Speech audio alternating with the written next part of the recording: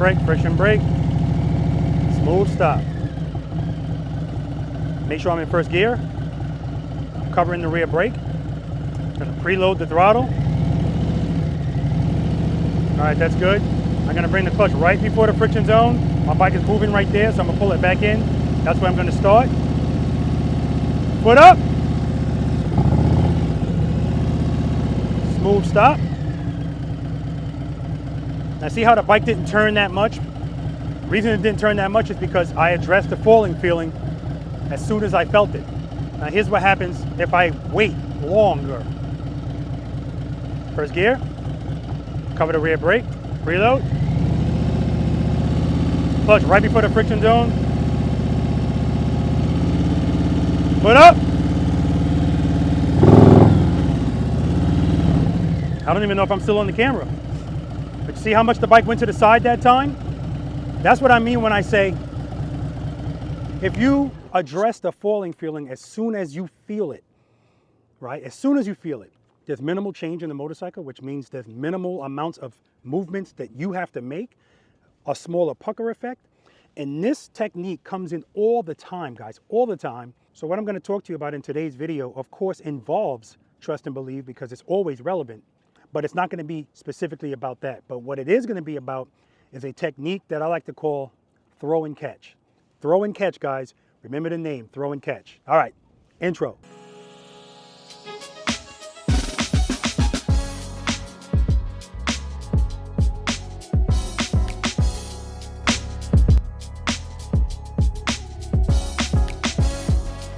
Keep it loaded, keep it loaded, keep it loaded, keep it loaded.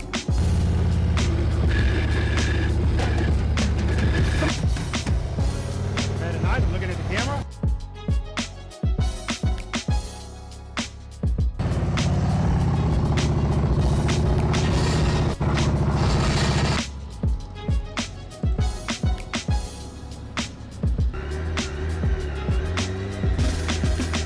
Very nice, good, good, good.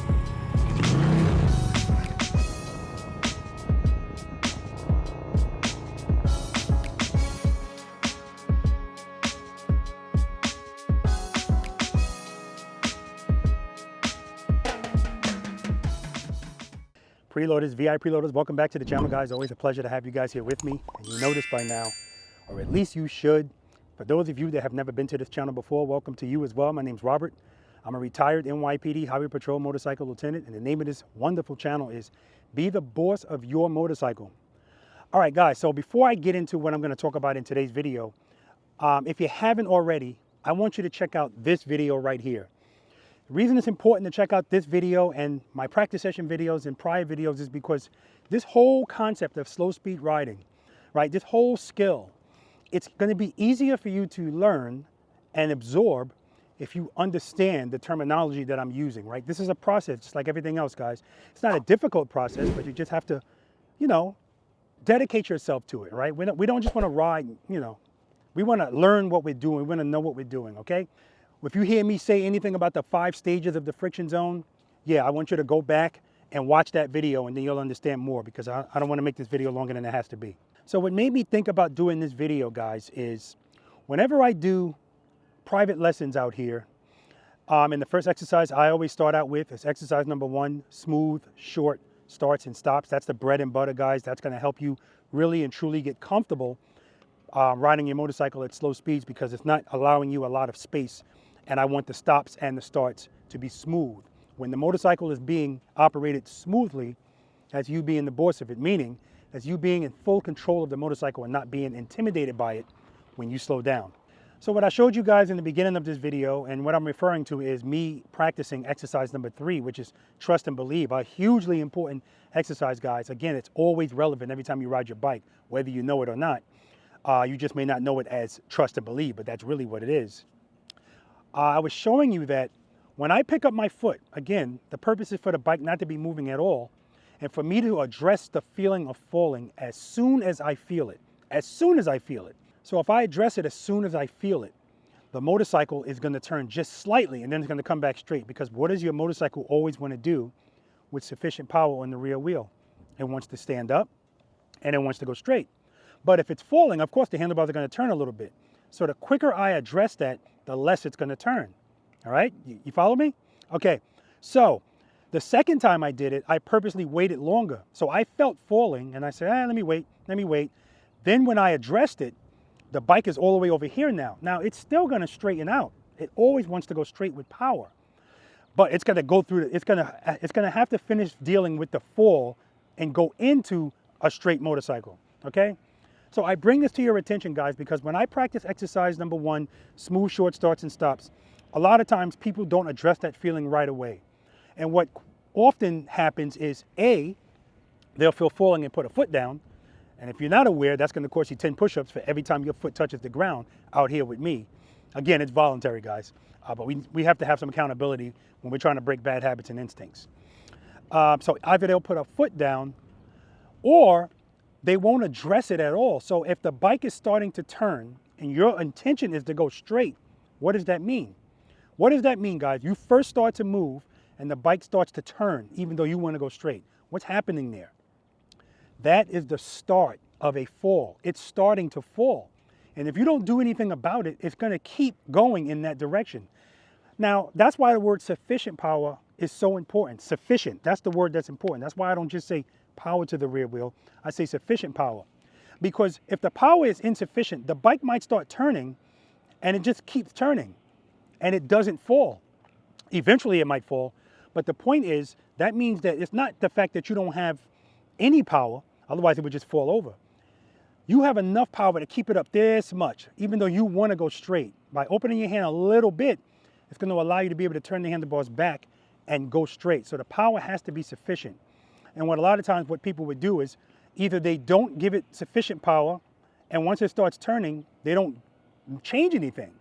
And so sometimes that equals the bike falling, or it just keeps turning. And then I get the question, I don't understand. How come every time I go to move the motorcycle, it's turning, it's going to the left or it's going to the right? So remember, guys, the simplicity about all of this is the answers to these questions in these predicaments, in these situations, are always the same. If the bike is falling or turning, which is the equivalent of falling, if that's happening, it means you don't have sufficient power on the rear wheel for what you're doing. It's that simple, guys. So the funny part about all of that is after that's done, and then I say, okay, let's go again. A lot of the times their bike will be facing like this instead of straight. And what often happens is they will back the bike up because they want to start with the motorcycle straight. So when I see them about to do that, I stop them and I say, no, there's no need to back the bike up. Just do it from here.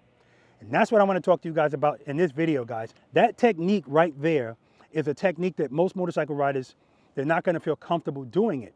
And this is why I always talk about options on your motorcycle. Your options out there in the real world on your motorcycle are determined by the level of skill that you have. And so that's why some things that will occur to me and some other riders in Preloader Nation, it's not even a thought for somebody else to do that. And so in a situation like this where the motorcycle is facing this way, but I want you to go that way, but I want you to start from this way. Here's what normally happens. All right, so their motorcycle is facing this way and I want them to go that way. And so it bothers people because they want to be able to be straight. Motorcycle riders want everything to work out. I'm talking about when you don't know a lot about how to operate these things at slow speeds. We want the ground level, dry, and we want everything straight and smooth. And that way we don't have to do much, right? Nobody wants to be the boss really, but I know you guys want to be the boss. You just are kind of nervous about the steps it takes to become the boss. But that's what I'm trying to help you guys out with, right? So let's go back to the basics. What does this motorcycle always want to do with sufficient power on the rear wheel? It always wants to stand up and go straight. And so the problem is when we're riding very slowly, motorcycle riders equate speed to everything. And why is that? Because speed is always going to make you feel more comfortable, because once the bike has speed, it takes responsibility away from you. You don't have to be the boss anymore. The problem with that is when it comes to a situation like this, now these are just lines on the ground, but sometimes in the real world, these are objects, curb, people, car. And if you're in this same situation, all I'm going to do is turn my handlebars like this. And then everything else that we do, I'm still going to do. I'm going to make sure the motorcycle's in first gear. I'm going to cover the rear brake. I'm going to preload the throttle and keep it loaded. I'm going to bring my clutch right before the friction zone. And I'm gonna slowly release the clutch into the friction zone. But here's the difference, guys, because again, if you're doing this just going straight, it's not a big deal. What most motorcycle riders do is, because I'm starting out with the handlebars turned, and I already don't like the way that makes me feel, when I open this clutch, I'm gonna open it too much. I'm gonna go into a stage 2, maybe even a 2.5 or a 3. Now the problem with that is I'm trying to go this way. If I give too much power to the rear wheel, what's gonna happen to the motorcycle?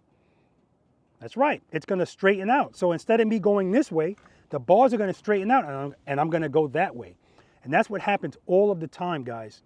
So how do you deal with that? Remember, power to the rear, sufficient power to the rear wheel is what keeps the bike up. All right, guys, remember that. We don't need speed, we just need sufficient power, right? Okay, so when I was doing trust and believe, you see how when I opened up the clutch, the bike just picked up and I came to a smooth stop? That means I'm not opening the clutch up to stage 2 and keeping it there. I'm doing open close. We talked about that in this video that I did before as well, so definitely check that out. Open close is important, but not all the way close. I'm going 2 to 1, 2 to 1, because I'm not taking all the power away, because at a very slow speed with no power on the rear wheel, this bike always wants to fall. So 2 to 1, but I'm always standing by waiting to see what I'm feeling. We're always dealing with what we feel, guys, and I'm gonna do something based on what I feel. So if I go 2 and stay at 2, bike's gonna go that way. If I go 2, 1, the 2 is to get the bike to stand up. Because remember, if I open the clutch into 1, sometimes that's not gonna be enough, and then immediately I'm gonna feel the bike starting to fall. I don't wanna feel falling, so I'm gonna do 2 to 1, open, close. So let me show you that, guys, open, close. First, I'm gonna show you with me opening the clutch too much. My goal is to come toward you. If I open the clutch too much, let's see what happens to the bike. First gear, covering the rear brake, reload, clutch right before the friction zone, clutch, see? See what I mean, guys? It always wants to go straight, and that's the problem. That's what happens to most people, and that's why they wind up running into things, or almost hitting stuff, or going straight even though they wanted to go this way, or sometimes dropping the bike because when they see the bike going the wrong way and something's there, the handlebars are turned, they hit the brake, and then the bike falls. So if I do an open close, let's see the difference. I'm gonna go 2 to 1, but remember, guys, I'm on that rear brake at the same time, light pressure. Remember, the rear brake gives us correction and control. So the good thing about that is, if my intention is to go to stage 2 of the friction zone, but I mistakenly go to stage 3. Now, even though I'm gonna pull it right back to 1, I still need to correct that because that's too much speed, too much power. Right away, I'm gonna correct it with the rear brakes. So full disclosure, guys, if I'm doing a movement like this, that I have very little wiggle room, I'm starting out moving with light pressure on the rear brake. And if I need more, I'll give it more based on what I feel. All right, let's do that. First gear, cover the rear brake. Remember, the first initial stage 2 is just to get the bike to stand up. 2 to 1, rear brake. Preload, clutch right before the friction zone. All right, here we go. 2, 1. See how I'm still turning? Because 2 just make the bike stand up, right? 2 is just to make the bike stand up. 2 to 1 and then rear brake. And then I'm standing by waiting for what I feel and acting accordingly. And based on the video I did prior to this, you already know that once I find a good spot in the friction zone, whatever stage that is, usually it's a stage 2, I'm just gonna stay there and then use the rear brake to control my speed. All right, let's talk about throwing and catching. All right, so throwing and catching, guys, involves the clutch, right? And of course the rear brake and of course the throttle. Those things are always involved with slow speed maneuvers. So in a situation like this, I wanna make a left turn from a stop. And I find that a lot of times when people are trying to do that, right, do that kind of stuff out here, right turns, left turns from a stop, initially, when they go to move the bike starts falling the opposite direction that they're trying to go. And so I tell them out here, listen, throw it and catch it. And what I'm referring to is, if I want to make a left turn, and this is the direction I want to go, I start moving the bike. This happens more so with people making right turns. And here's what I mean. If your left foot is on the ground already, your motorcycle's already kind of tilted to the left. So with that being said, the bike is, once you pick up your foot, the bike is already kind of going in that direction anyway, so it's going to be easier to make that turn. remember the movements that we're making, guys, are so small as long as we address them as soon as we feel them. So small. And so and if you keep them small, the movements of the bike will stay small. It won't be all herky-jerky. So let's talk about turning right, since that's when it happens most. Because your left foot's down, you want to go right, but the bike is falling to the left. So here comes the throw. You ready for this throw? We're not talking about a big time throw either, guys. The throw is not with your hand, it's with your foot. What you're going to do is, you have your right foot covering the rear brake, the left foot's on the ground. What you're going to do with your left foot is, that's all you're going to do. That's you throwing the bike to the right. Throw it, and then catch it with the clutch. Because if you throw the bike with no clutch, it's just going to fall over this way. What does the motorcycle always want to do with sufficient power to the rear wheel? It wants to stand up. So, throw, catch. I'm not going to throw it, then catch it, right? Because then the bike's way over. That's like trust and believe. Throw, catch. It's something you do one behind the other right away. Throw, catch. Because I want the bike to move to the right a little bit because that's the way I want the bike to go. But I don't want it to stay leaning to the right. I want to do this turn straight up. Throw, catch, right? All right, let's do that.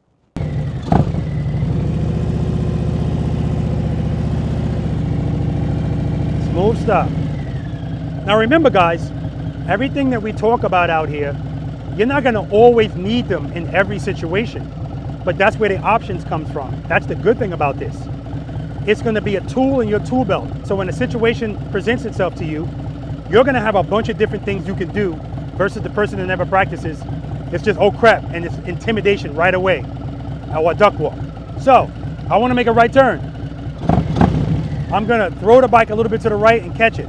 But at first, I'm going to make sure I'm in first gear. I'm going to cover the rear brake, preload the throttle, clutch. This is why we always start right before the friction zone, because I don't want to have to be searching for it when I need it. I want to go right, quick, throw, clutch, throw it, catch it.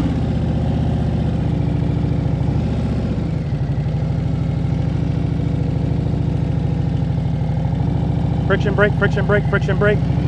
Smooth stop. It's so slight, guys, that you probably can barely see it. Throw it, catch it. Sometimes you have to do it going to the left too, right? Doesn't matter if your foot's down. Because remember, your balance is not relevant. The balance of the motorcycle is. Preload, clutch, I'm gonna go left. So now here, instead of having to throw the bike, I have to kind of let it fall a little bit to the left to make sure it goes that way. So that's a drop catch. Head and eyes, drop catch. That's my catch right there.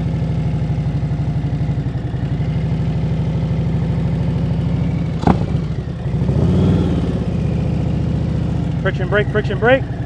Smooth stop. Do that again, head and eyes, drop catch, preload. Catch. It's a small trust and believe.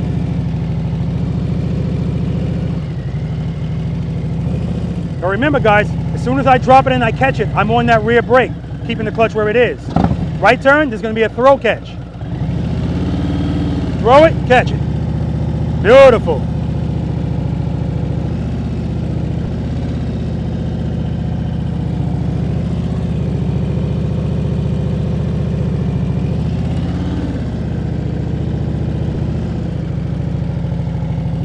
Friction brake, friction brake, friction brake. Smooth stop. All right, guys, so listen, that's it. Guys, I can't emphasize this enough. Trust me when I tell you, the only thing holding all of us back from learning how to ride a motorcycle at slow speeds with confidence is fear, right? But remember, the opposite of fear is confidence, and your confidence is going to grow if you watch these videos, right? Don't jump around. Watch the videos, watch them more than once if you have to. We all learn differently, guys, right? But you have to go out and practice them, right? Practice them. And again, start with the small stuff. I have steps 1 through 9 in my practice session videos. Watch those videos, and when you go out and practice, start at 1 and get good and confident at 1 before you go to 2 and before you go to 3 and so on and so forth, guys, right? Trust me, if you approach this like that, this will all come together. This is not rocket science, guys. It really isn't. It's getting comfortable being uncomfortable. But the good thing is that discomfort's not going to last, because once you got this, you got it. It doesn't have to be anything extreme. Remember that, guys. 18-foot U-turns, dragging the board. Yeah, that's how I ride. You don't ever have to do that. But I just want you to be confident and comfortable when certain things come up that you should know how to do, and you can just do it. All right, guys?